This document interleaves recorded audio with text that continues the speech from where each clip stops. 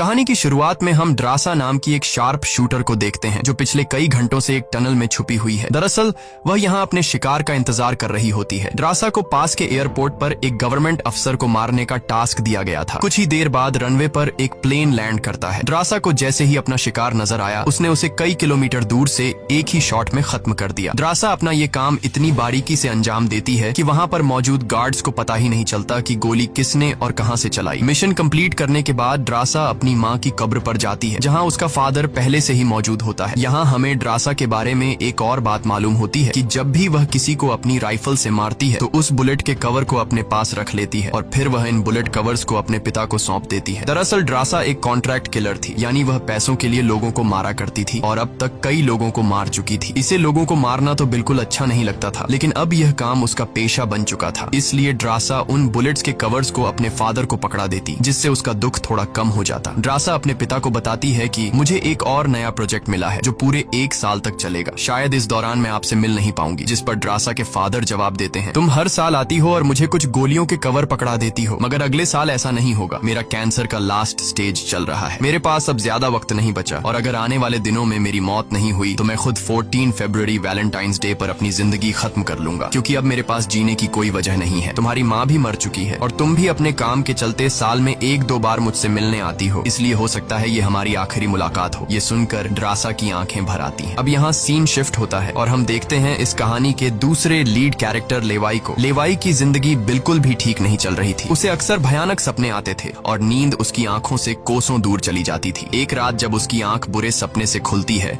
तो लेवाई अपने घर से बाहर निकलकर समुद्र के किनारे पर आता है। यहाँ उसे थोड़ा बेहतर महसूस होता है और वह अपनी डायरी में कुछ लिखने लगता है। तभी लेवाई को अचानक उसके फोन पर एक मैसेज आता है। उस मैसेज में उसे एक एड्रेस दिया गया होता है जहाँ उसे जल्द से जल्द पहुंचने का कहा गया होता है। लेवाई बिना वक्त गंवाए एक मिलिट्री बेस पर पहुंचता है और वहां उसकी मुलाकात होती है एक लेडी ऑफिसर से जिसका नाम बार्तो है। बातचीत के दौरान हमें पता चलता है कि लेवाई कोई आम इंसान नहीं बल्कि एक आर्मी ऑफिसर था, लेकिन अब वह रिटायर हो चुका है और सिर्फ इतना ही नहीं, वह एक डेडली स्नाइपर भी रह चुका है। वह अब तक 200 से भी ज्यादा लोगों को स्नाइपिंग से मार चुका है। बार्तो लेवाई से कहती है, मैं तुम्हें एक मिशन पर भेजना चाहती हूँ क्योंकि तुम एक बहुत ही अच्छे स्नाइपर हो और ये सिर्फ तुम ही कर सकते हो। लेकिन मिशन पर भेजने से पहले बार्तो लेवाई से एक बहुत ही जरूरी सवाल पूछती है, अगर तुम इस मिशन पर गए तो क्या तुम्हें याद करने वाला पीछे कोई है? ये बात सुनकर लेवाई को कुछ अजीब लगने लगता है, लेकिन फिर वह जवाब देता है, नहीं, मेरा इस दुनिया में अब कोई भी अपना नहीं है। ये सुनकर वो लेडी लेवाई से कहती है, तुम तैयारी कर लो, कुछ घंटे बाद तुम्हें उस मिशन पर भेजा जाएगा और वहाँ तुम्हें 1 साल के लिए रहना है। इसके बाद लेवाई को बेहोश कर दिया जाता है और जब उसकी आंख खुलती है तो वह अपने आप को एक एरोप्लेन में पाता है। लेवाई कुछ समझ नहीं पाता कि आखिर उसे कहाँ ले जाया जा रहा है और उसे किस तरह का मिशन सौंपा गया है। इसलिए लेवाई वहाँ पर मौजूद एक सोल्जर से पूछता है, मुझे कहाँ ले जाया जा रहा है? लेकिन वह सोल्जर लेवाई की इस बात का कोई जवाब नहीं देता, बस इतना कहता है, अपना आईडी और वॉच हमें दे दो, ये सब तुम्हें तब वापस मिलेगा जब तुम्हारा मिशन पूरा हो जाएगा। थोड़ी देर बाद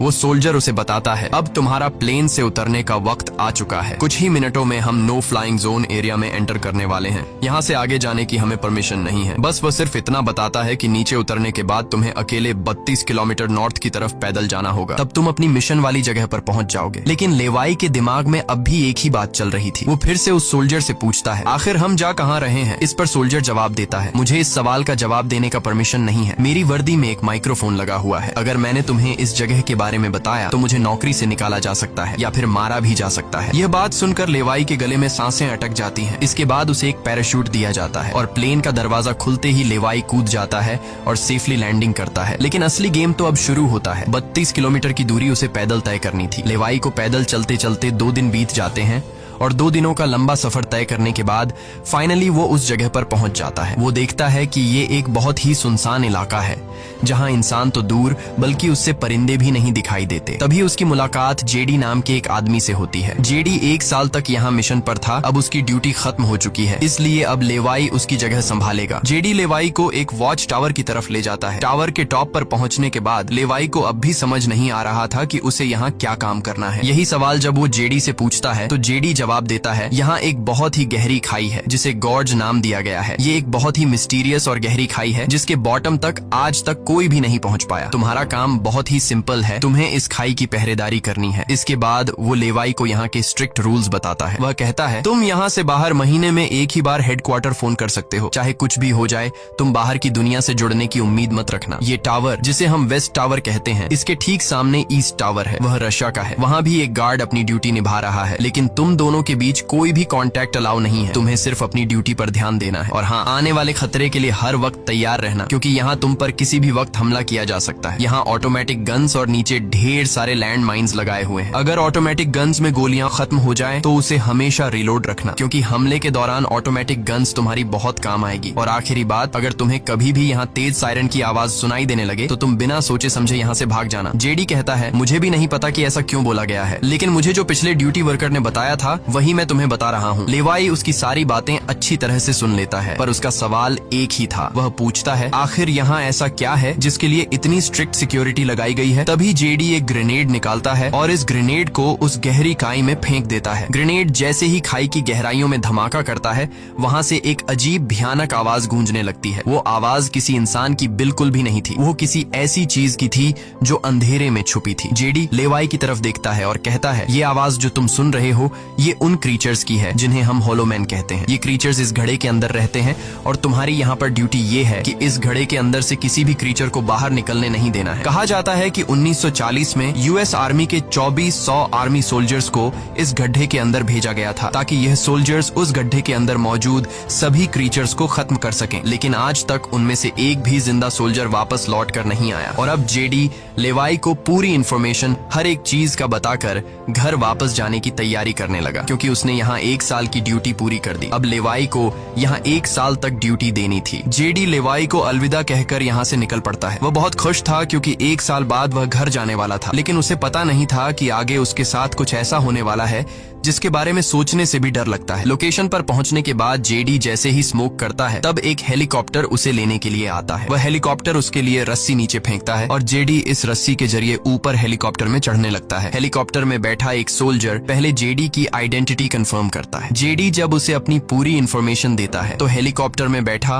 वो सोल्जर पहले जेडी को शूट करता है और उसके बाद उसकी रस्सी काट कर उसे नीचे गिरा देता है। अब यहाँ एक बात तो साफ हो चुकी थी कि जो इस जगह आता है वो यहाँ से कभी लौट नहीं पाता। इसके बाद हमें अगले दिन का सीन दिखाया जाता है। लेवाई अपने काम को निभाने लगता है। सबसे पहले वो यहाँ की कुछ रिपोर्ट्स चेक करता है और जिन ऑटोमेटिक गन्स में गोलियां खत्म होती हैं उन्हें रीलोड करता है। इसी तरह से दिन गुजरते हैं और फिर 1 महीना। अब लेवाई को ये जगह बोरिंग फील होने लगी। वो सोचता है कि क्या 1 साल तक यहाँ बस अकेले ही रहना है, न किसी से बातचीत और न ही कोई एंटरटेनमेंट। इसीलिए टाइम पास करने के लिए वो अलमारी में रखी किताबें पढ़ने का सोचता है। जब वो अलमारी से किताबें निकालता है तो अचानक उसकी नजर अलमारी के पीछे की दीवार पर पड़ती है। उस दीवार पर कुछ नोट्स लिखे होते हैं। ये उन सभी लोगों के नोट्स थे जो इससे पहले इस टावर में अपनी ड्यूटी कर चुके थे। हर नोट में डर, अकेलापन और होलोमैन के खतरों का जिक्र था। एक दिन लेवाई को वेस्ट टावर से मशीन चलने की आवाज आती है। लेवाई जल्दी से अपने टेलीस्कोप से दूर से ईस्ट टावर को देखने की कोशिश करता है और तभी उसे एक लड़की दिखाई देती है और ये लड़की कोई और नहीं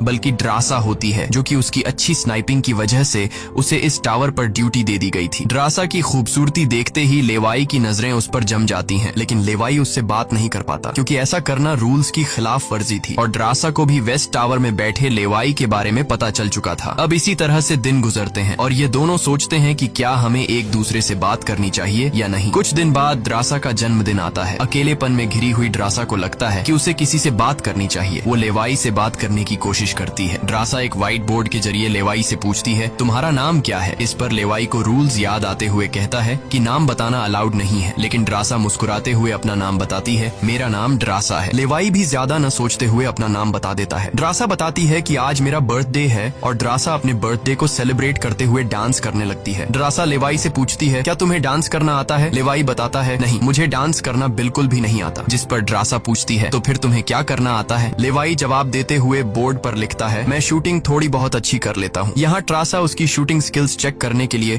अपने टावर पर एक छोटी सी बॉटल उसके उसके सामने रख देती है और लेवाई अपने टारगेट को निशाने पर रखते हुए एक ही गोली में उस बॉटल को फोड़ देता है। अब यहाँ ट्रासा भी पीछे रहने वाली नहीं थी। वह भी अपनी शूटिंग स्किल्स को दिखाते हुए लेवाई के टावर में रखी एक छोटी सी बॉटल को बिल्कुल परफेक्ट शूट कर लेती है, जिससे लेवाई को पता चलता है कि ट्रासा कोई आम लड़की नहीं बल्कि वह एक डेडली स्नाइपर है। धीरे धीरे दोनों की बातचीत बढ़ने लगती है। ट्रासा और लेवाई एक दूसरे को समझने लगते हैं, लेकिन तभी जब ये दोनों बातचीत में मसरूफ होते हैं, ट्रासा की नजर अचानक नीचे गड्ढे की तरफ जाती है। वो देखती है कि नीचे से कुछ भयानक क्रीचर्स यानी होलोमैन तेजी से वेस्ट टावर की तरफ चढ़ रहे हैं। वह जल्दी से लेवाई को अलर्ट करती है, नीचे देखो, तुम्हारी तरफ कुछ क्रीचर्स बढ़ रहे हैं। लेवाई जैसे ही नीचे देखता है, उसकी आंखें चौंक जाती हैं। नीचे सिर्फ एक या दो नहीं बल्कि हजारों क्रीचर्स ऊपर की ओर बढ़ रहे होते हैं। वो बिना वक्त गंवाए अपनी स्नाइपर राइफल उठाता है और एक एक करके क्रीचर्स को शूट करने लगता है, लेकिन क्रीचर्स की तादाद इतनी ज्यादा होती है कि लेवाई उन्हें अकेले संभाल नहीं पाता। इसलिए ट्रासा भी अपनी मशीन गन से गोलियां बरसाने लगती है। अब वेस्ट टावर यानी ट्रासा की तरफ भी क्रीचर्स बढ़ने लगे। ये दोनों अपनी अपनी साइड से इन क्रीचर्स को मारने लगते हैं, लेकिन तभी लेवाई देखता है कि एक क्रीचर ऊपर ट्रासा के टावर तक पहुंच चुका है और वह क्रीचर जैसे ही ट्रासा पर हमला करने वाला होता है तो लेवाई ईस्ट टावर से अपनी जबरदस्त स्नाइपिंग स्किल्स का इस्तेमाल करते हुए उस क्रीचर को मार गिराता है। अब लेवाई और ड्रासा दोनों को एहसास हो जाता है कि इस खतरनाक जगह में अगर जिंदा रहना है तो उन्हें मिलकर लड़ना होगा। सब कुछ संभालने के बाद ड्रासा बताती है, ये मेरी लाइफ का सबसे बेस्ट बर्थडे था। अगली सुबह लेवाई नीचे लगी लैंड माइन्स को ठीक करता है और ऑटोमेटिक गन को रीलोड करता है। तभी अचानक खाई के अंदर से एक ड्रोन निकलता है। वो ड्रोन कुछ सेकंड्स तक लेवाई की तरफ देखता है। ड्रोन अजीब तरीके से स्कैन करता है। ये देखकर लेवाई हैरान रह जाता है और उसे कुछ समझ नहीं आता कि ये ड्रोन क्यों और किसके लिए भेजा गया था। इस तरह से दिन गुजरते हैं और फिर महीने। इन दोनों की आपस में दोस्ती होने के बाद अब उनके दिन अच्छे गुजर रहे थे और अब उन्हें अकेलापन बिल्कुल भी महसूस नहीं होता था। पर एक दिन ट्रासा बहुत ज्यादा सैड होती है क्योंकि आज 14 फेब था और उसे याद आता है कि उसके फादर ने कहा था कि अगर कैंसर की वजह से आने वाले कुछ दिनों में नहीं मरा तो वो 14 फेब के दिन खुद को मार देगा। और यहाँ ड्रासा बोर्ड पर लिखकर लेवाई को बताती है, आज मैं खुद को बहुत ही अकेली महसूस कर रही हूँ। अगर आज मेरे पास कोई होता तो बहुत अच्छा होता। लेवाई को भी पहले ही दिन से ड्रासा से मिलने का मन था और आज वह खुद को रोक नहीं पाता। वो ड्रासा के पास जाने का प्लान बना लेता है। वह एक रॉकेट लॉन्चर के जरिए ईस्ट टावर तक पहुँचने का जुगाड़ कर लेता है। अगली सुबह वो रॉकेट लॉन्चर का इस्तेमाल करके एक मजबूत रस्सी को ड्रासा की तरफ फेंकता है, जिसके बाद ड्रासा टावर के बाहर आती है और वो रस्सी को मजबूती से एक पेड़ के साथ बांध देती है ताकि लेवाई रस्सी के जरिए लटक कर ईस्ट टावर तक पहुंच जाए। लेवाई बिना देर किए उस रस्सी के सहारे ईस्ट टावर की ओर बढ़ने लगता है, लेकिन बीच में वो अटक जाता है क्योंकि आगे रस्सी की ढलान खत्म हो चुकी थी। इसलिए अब लेवाई हाथों की मदद से आगे बढ़ने लगता है और करीब आधा घंटा हाथों की मदद से सफर करने के बाद वो ड्रासा के टावर तक पहुंच जाता है। ड्रासा उसे वेलकम करती है और कहती है, तुमसे बहुत ही गंदी पसीने की बू आ रही है, इसलिए पहले तुम नहा लो, फिर मैं तुमसे मिलूंगी। लेवाई को ये सुनकर हंसी आ जाती है। वह कुछ कहता नहीं, बस सिर हिलाकर मान जाता है। ड्रासा यहाँ पर शरारत करते हुए उसके कपड़े दूर जाकर छिपा लेती है और सीसीटीवी कैमरा के जरिए लेवाई को देख रही होती है, जो टावर में मौजूद शावर में नहा रहा होता है। उसके बाद लेवाई और ड्रासा एक साथ बैठकर काफी देर तक बातें करते हैं। ड्रासा उससे अपनी पूरी स्टोरी बताती है और बताती है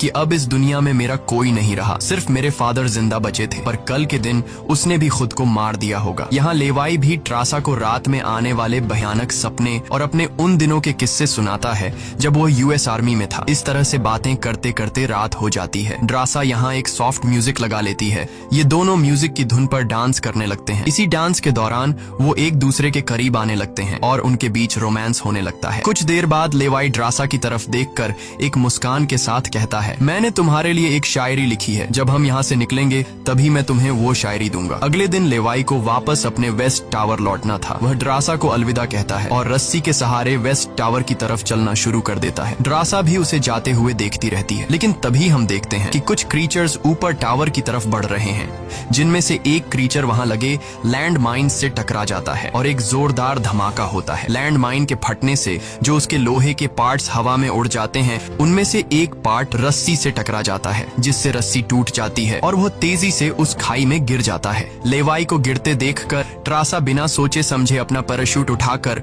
वह भी उस खाई में कूद जाती है। खाई की गहराई में गिरने के बाद ट्रासा पानी की तेज बहाव वाली नदी में बहने लगती है। वह किसी तरह करके नदी से बाहर निकलकर किनारे तक पहुंच जाती है। दूसरी तरफ लेवाई की किस्मत अच्छी होती है कि वो एक बड़े से पेड़ पर गिरकर लटक चुका था। इतनी ऊंचाई से गिरने के बाद उसे चोटें तो काफी सारी आ जाती हैं, पर उसकी जान बच जाती है। जैसे ही उसकी आंखें खुलती हैं, वो देखता है कि एक बड़ा कीड़ा उस पर हमला करने के लिए बढ़ रहा है। वो खुद को बचाने की कोशिश करता है, पर तभी पेड़ की लकड़ी टूट जाती है और लेवाई नीचे पेड़ की जड़ों पर गिर जाता है। नीचे गिरते ही पेड़ की जड़ों ने उसे अपनी गिरफ्त में लेने लगती है और लेवाई को जकड़ लेती है। उससे पहले कि ये जड़ें लेवाई को मार देती, वहाँ ट्रासा पहुँच जाती है। वो जल्दी से चाकू निकालकर इन जड़ों को काटने लग जाती है, जिससे लेवाई आजाद हो जाता है। इसके बाद लेवाई और ट्रासा चारों ओर देखने लगते हैं। हर तरफ सन्नाटा और डर का माहौल छाया होता है। तभी अचानक पेड़ों की आड़ से कुछ क्रीचर्स निकलकर उन पर हमला कर देते हैं। यहाँ उनके बीच एक बड़ी फाइट होने लगती है। लेवाई अपनी बंदूक संभालता है और पहली गोली सीधे एक क्रीचर के सर में मारता है। एक के बाद एक दोनों ने मिलकर दोनों क्रीचर्स को खत्म कर दिया। यहाँ लेवाई की नजर क्रीचर की डेड बॉडी पर पड़ती है। वह देखता है कि क्रीचर ने वही आर्मी वर्दी पहन रखी थी जो किसी जमाने में अमेरिकन सोल्जर्स की होती थी। ये देखकर लेवाई के रोंगटे खड़े हो जाते हैं। तभी उसे जेडी की वो बातें याद आती हैं जब उन्होंने बताया था कि 1940 में 2400 सोल्जर्स के एक बड़े ग्रुप को इस खाई में भेजा गया था और वो सैनिक कभी वापस नहीं लौटे थे। उसके बाद लेवाई और ट्रासा एक अजीब भयानक सी जगह पर पहुंच जाते हैं। यहाँ का मंजर किसी बुरे सपने जैसा था। हर तरफ इंसानों के सड़े गले शरीर पड़े थे और सबसे अजीब बात यह थी कि इन शरीरों के अंदर से पेड़ पौधे उग आए थे। ऐसा लग रहा था जैसे कोई जानलेवा वायरस ने इस जगह को अपनी गिरफ्त में ले लिया हो। तभी अचानक पेड़ों के बीच से कुछ हलचल होती है। लेवाई और ट्रासा समझ जाते हैं कि क्रीचर्स एक बार फिर उनका पीछा कर रहे हैं। डर के मारे यह दोनों तेजी से भागने लगते हैं और एक टूटी फूटी चर्च में घुस जाते हैं। दरवाजा बंद करने के बाद सामने उन्हें एक अजीब सा नजारा दिखता है। हर तरफ इंसानों की लाशें पड़ी हुई थीं। उनकी हालत देखकर ऐसा लग रहा था जैसे उन्होंने खुद अपनी जान ले ली हो ताकि इस वायरस से बच सकें। अचानक एक बड़ी मकड़ी ट्रासा के ऊपर कूद पड़ती है और ढेर सारी और भी मकड़ियां निकल आती हैं। ये मकड़ियां साइज में काफी बड़ी होती हैं। जैसे ही स्पाइडर उन पर हमला करता है, लेवाई और ट्रासा मिलकर उसे खत्म कर देते हैं। दूसरी तरफ चर्च का दरवाजा वो क्रीचर तोड़कर अंदर आ जाते हैं। लेवाई और ट्रासा अपनी जान बचाने के लिए उन पर फायरिंग शुरू कर देते हैं और जैसे तैसे करके उनसे अपनी जान छुड़ाकर चर्च से बाहर निकल आते हैं। तभी लेवाई की नजर सामने पहाड़ में बनी एक पुरानी सुरंग पर पड़ती है। वह दोनों फौरन उस सुरंग के अंदर घुस जाते हैं। अंदर जाकर उन्हें पता लगता है कि असल में यह एक पुरानी लैब है। यहाँ हर जगह टूटी फूटी कांच, मशीन्स और पुराने जंग लगे हुए कंटेनर्स पड़े थे। यहाँ लेवाई को एक पुराना डीवीडी कैसेट मिलता है। लेवाई डीवीडी को प्ले करता है और स्क्रीन पर एक लड़की नजर आती है। वह लड़की कहती है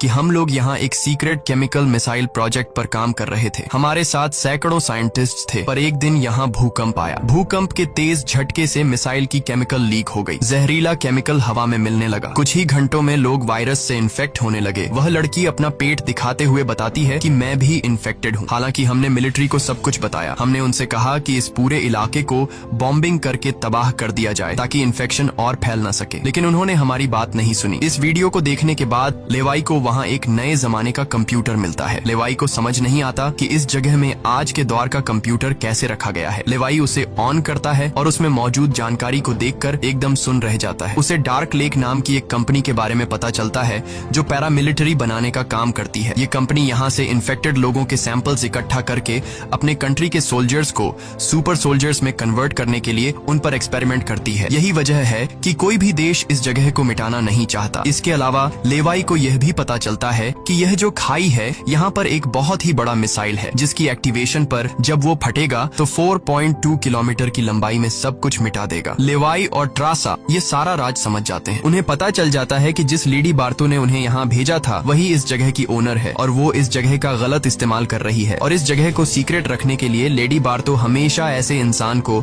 यहाँ पर ड्यूटी के लिए चुनती थी जिसका पीछे कोई पूछने वाला नहीं हो, और उस इंसान को यहाँ साल भर ड्यूटी करने के बाद मार दिया जाता, जिस तरह से जेडी को मार दिया गया था, ताकि वो बाहर आकर दुनिया को इस जगह के बारे में नहीं बता सके। ये सब जानने के बाद जैसे ही ये दोनों वहाँ से निकलते हैं तभी एक घुड़सवार क्रीचर ट्रासा को रस्सी से जकड़कर अपने साथ ले जाता है। लेवाई ट्रासा की तलाश में यहाँ वहाँ भटकता है लेकिन उसे ट्रासा कहीं दिखाई नहीं दे रही थी। तभी लेवाई एक ऐसी जगह पर पहुँचता है जहाँ एक बड़ी मिसाइल रखी हुई थी। ये वही मिसाइल थी जिसके बारे में डार्क लेक कंपनी के कंप्यूटर से लेवाई को जानकारी मिली थी। लेवाई को सब कुछ साफ समझ आ चुका था। असल में वॉच टावर में पहले रह चुके लोग जब यह कहते थे कि अगर सायरन की आवाज सुनाई दे तो जितनी जल्दी हो सके यहाँ से भाग जाना चाहिए, वो दरअसल इस मिसाइल की ही बात कर रहे थे। दूसरी तरफ ट्रासा अब उस क्रीचर के कब्जे में थी। ट्रासा खुद को छुड़ाने की कोशिश करती है और जैसे तैसे करके वो खुद को छुड़ा लेती है। आजाद होते ही ट्रासा और क्रीचर के बीच फाइट छिड़ जाती है। लेवाई भी ट्रासा को ढूंढते ढूंढते वहाँ पहुँच जाता है और वह भी फौरन क्रीचर पर हमला कर देता है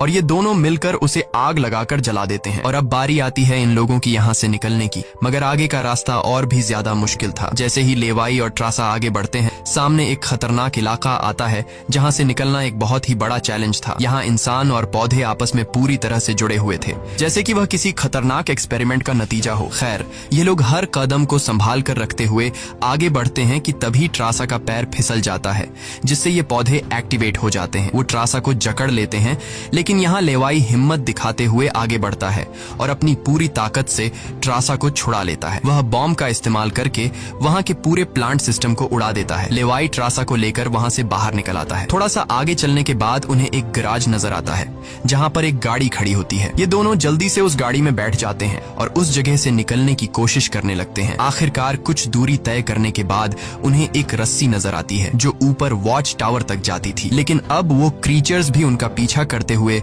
वहां तक पहुंच चुके थे। अब यहाँ रस्सी को हाथों से पकड़कर ये लोग अगर ऊपर चढ़ते तो ये क्रीचर्स इन्हें मार देते। इसलिए लेवाई समझदारी से काम लेते हुए जीप को रस्सी से बांधकर ऊपर चढ़ने लगते हैं। ये लोग जीप को इसलिए रस्सी से बांध लेते हैं ताकि ये दोनों जीप में बैठकर उनके हाथ क्रीचर्स के साथ लड़ने के लिए फ्री हों। वो क्रीचर्स उन पर हमला करते हैं और यहाँ उनके बीच एक बड़ी फाइट होती है, लेकिन वो क्रीचर्स तादाद में काफी ज्यादा थे, इसलिए वो इन पर भारी पड़ रहे थे। यहाँ लेवाई के दिमाग में एक आइडिया आता है। वह जीप की पेट्रोल टैंक इन क्रीचर्स पर लीक कर देता है, जिससे निकलने वाले तेल को आग लगाकर उन सभी क्रीचर्स को जला देता है और आखिर में ये लोग उस जीप की रस्सी काटकर उसे नीचे छोड़ देते हैं, जिससे वो सभी क्रीचर्स मारे जाते हैं। इस तरह से ये लोग फाइनली ऊपर चढ़ने में कामयाब हो जाते हैं। अब इन दोनों को पता चल चुका था कि अगर ये दोनों यहाँ साल भर ड्यूटी कर भी लें, तब भी आखिर में इन दोनों को मार दिया जाएगा। इसलिए अब ये दोनों एक बड़ा फैसला करते हैं कि अब वो इस जगह की रक्षा नहीं करेंगे, बल्कि इस जगह को तबाह कर देंगे ताकि इनकी तरह कोई दूसरा सोल्जर यहाँ पर न फंस सके और इस जगह का गलत इस्तेमाल बंद हो जाए। ये सब करने के बाद ये दोनों यहाँ से दूर जाकर एक नई जिंदगी की शुरुआत करेंगे। यहाँ ट्रासा कहती है, मेरे पास फ्रांस में छुपने के लिए एक जगह है, हम वहाँ जाकर शादी करेंगे और आगे की जिंदगी वहीं पर बिताएंगे। लेवाई ट्रासा की बात मान जाता है और अब वह कहता है, मुझे वापस अपने टावर पर जाना होगा। मैं वहाँ जाकर टावर में एक बॉम्ब फिट करूंगा और साथ ही इस मिसाइल को भी एक्टिवेट कर दूंगा, जिससे यह पूरी जगह तबाह हो जाएगी। जिसके बाद लेवाई रस्सी की मदद से अपने टावर तक पहुंच जाता है। इस बीच लेडी बार्तो लेवाई से कांटेक्ट करती है और सवाल करती है, क्या तुम इस गड्ढे के अंदर गए थे, क्योंकि किसी ने हमारे कंप्यूटर को ऑन किया है। लेवाई यहाँ पर झूठ बोलकर बताता है, नहीं, मैं वहाँ नहीं गया था। लेकिन बार्तो जानती है कि लेवाई झूठ बोल रहा है। उन्होंने सिक्योरिटी कैमरास में सब कुछ देख लिया था कि लेवाई और ट्रासा दोनों गड्ढे के अंदर गए थे। फिर भी वो अपनी बात को आगे बढ़ाते हुए कहती है, अगर तुम नहीं गए तो फिर जाहिर सी बात है कि यह सारा काम उस वेस्ट टावर वाले गार्ड का है। तुम एक काम करो कि उस वेस्ट टावर वाले इंसान यानी ट्रासा को मार दो, क्योंकि उसने रूल तोड़ा है। यहाँ लेवाई हाँ तो बोल देता है, लेकिन बार्तो को पता चल चुका था कि यह उसे नहीं मारेगा और वह समझ चुकी थी कि ये दोनों अब यहाँ से भागने वाले हैं और बाहर जाकर दुनिया को इस जगह के बारे में बता देंगे। इसीलिए वह खुद हेलीकॉप्टर में यहाँ पहुँचती है। लेकिन बार्तो के पहुँचने से पहले ये दोनों अपनी पूरी तैयारी कर चुके थे। लेवाई टावर से काफी दूर जाकर अपनी लाइफ का सबसे लंबा शॉट लेता है और सीधा उस टावर पर गोली मारता है जो सीधा नीचे मिसाइल से कनेक्ट था, जिससे एक तेज सायरन बजने लगता है। अब उनके पास टाइम कम था। ये दोनों तेजी से भागने लगते हैं क्योंकि जब मिसाइल फटेगी तो वह 4.2 किलोमीटर के एरिया को तबाह कर देगी। लेवाई और ट्रासा दोनों पूरी ताकत से जंगल की ओर भागने लगते हैं। ट्रासा अपनी जान बचाते हुए उस जगह से काफी दूर निकल जाती है, लेकिन लेवाई के पैर में चोट आई थी जिससे वह तेज नहीं भाग सकता था। दूसरी तरफ बार्तो को भी यह समझ आ चुका था कि जल्द ही मिसाइल ब्लास्ट होने वाला है। ठीक इसी वक्त मिसाइल एक्टिवेट हो जाती है और एक बहुत ही बड़ा धमाका होता है जिससे पूरी खाई तबाह होने लगती है। ये ब्लास्ट इतना भयानक था कि उसके लपटने और झटके दूर तक फैल गए, जिसमें बार्तो का हेलीकॉप्टर भी उस धमाके की चपेट में आ जाता है और वह वहीं मारी जाती है। ट्रासा ने तो 4.2 किलोमीटर का फासला तय कर लिया था, लेकिन लेवाई उस धमाके की लपेट में आ जाता है और धमाके से आने वाली तेज हवा उसे पानी में गिरा देती है। दूसरी तरफ खाई में सभी क्रीचर्स मारे जाते हैं। अब सिर्फ ट्रासा उस धमाके में जिंदा बच गई थी और वह एक ऊंची जगह पर खड़ी होकर लेवाई का इंतजार करने लगी। इंतजार करते करते रात हो जाती है, लेकिन लेवाई का कोई अता पता नहीं चलता। वो समझ जाती है कि अब लेवाई जिंदा नहीं रहा, जिसके बाद कहानी यहाँ से कुछ महीने आगे शिफ्ट होती है। ट्रासा लेवाई की लिखी हुई कविता को पढ़ती है। हर एक शब्द में उसे लेवाई की यादें महसूस होती हैं। आंखों में आंसू लिए वो अपने दिल को संभालने की कोशिश करती है। अब ट्रासा एक नई जिंदगी की शुरुआत करते हुए हुए फ्रांस के एक होटल में वेट्रेस की जॉब करने लगती है। लेकिन फिर अचानक एक दिन ट्रासा के सामने लेवाई आकर खड़ा हो जाता है। वह जिंदा था। लेवाई को देखकर ट्रासा की आंखें खुली की खुली रह जाती हैं। वह खुशी के मारे दौड़कर लेवाई को गले लगाती है और इसी के साथ यह कहानी खत्म हो जाती है। अगर वीडियो आपको अच्छी लगी हो तो हमारे चैनल को सब्सक्राइब और वीडियो को लाइक जरूर कीजिएगा।